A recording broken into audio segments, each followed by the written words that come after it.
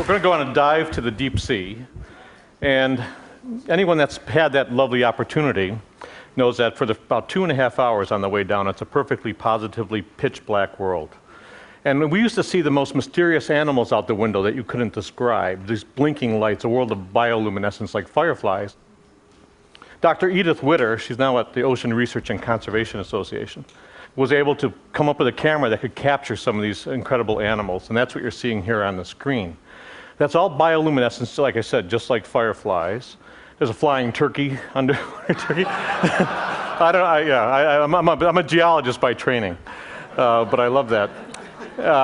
And you see, some of the bioluminescence they use to avoid being eaten, some they use to attract prey, but all of it, from an artistic point of view, is just positively amazing. And a lot of what goes on inside, there's a fish with glowing eyes, pulsating eyes. Some of the colors are designed to hypnotize, these lovely patterns. And then this last one of my favorites, this pinwheel design, just absolutely amazing, every single dive. That's the unknown world, and today we've only explored about 3% of what's out there in the ocean.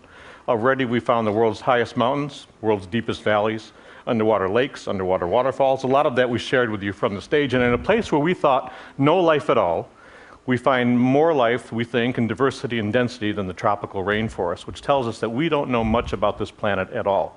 There's still 97%, and either that 97% is empty or just full of surprises. But I want to jump up to shallow water now and look at some creatures that are positively amazing. These cephalopods, headfoots. As a kid, I knew them as calamari mostly, but this is an octopus. This is the work of Dr. Roger Hanlon at the Marine Biological Lab. And just fascinating how cephalopods can, with their eyes, incredible eyes, sense their surrounding, look at light, look at patterns. Here's an octopus moving across the reef, finds a spot to settle down, curls up, and then disappears into the background. Tough thing to do. In the next bit, we're going to see a couple of squid. These are squid. Now, males, when they fight, if they're really aggressive, they turn white. And these two males are fighting. They do it by bouncing their butts together, which is an interesting concept. Now, here's a male on the left and a female on the right. And now the male has managed to split his coloration so that the female only always sees the kinder, gentler squid in him. And the male's on the outside. We're going to see it again. Let's take a look at it again.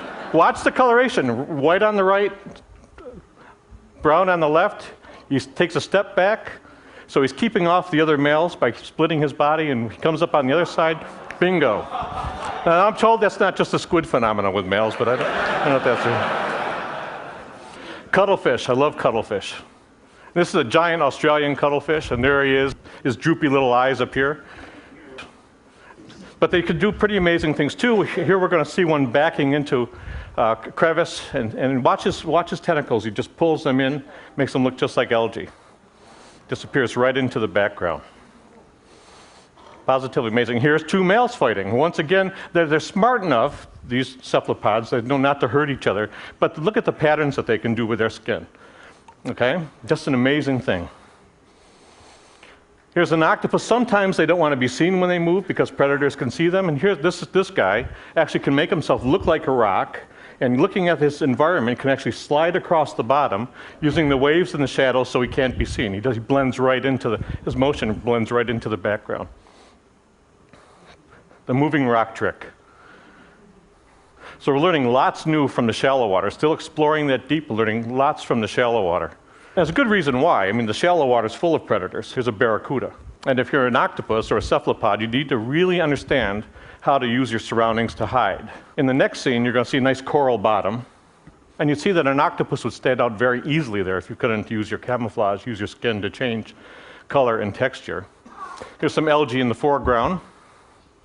And an octopus. Isn't that amazing? Now, Roger spooked him, so he took off, a cloud of ink, lands, and when he lands, the octopus says, "Look, I've been seen, best thing to do is get as big as I can get." That big brown makes his eye spot very big, so he's bluffing. Let's do it backwards. I thought he was joking when he first showed it to me. I thought it was all graphics. So here it is in reverse. Watch the skin color. Watch the skin texture. Just an amazing animal. Can change color and texture to match the surroundings. Watch him blend right into this algae. 1, 2, 3.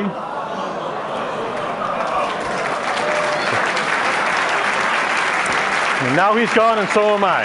Thank you very much. Thank you. Thank you.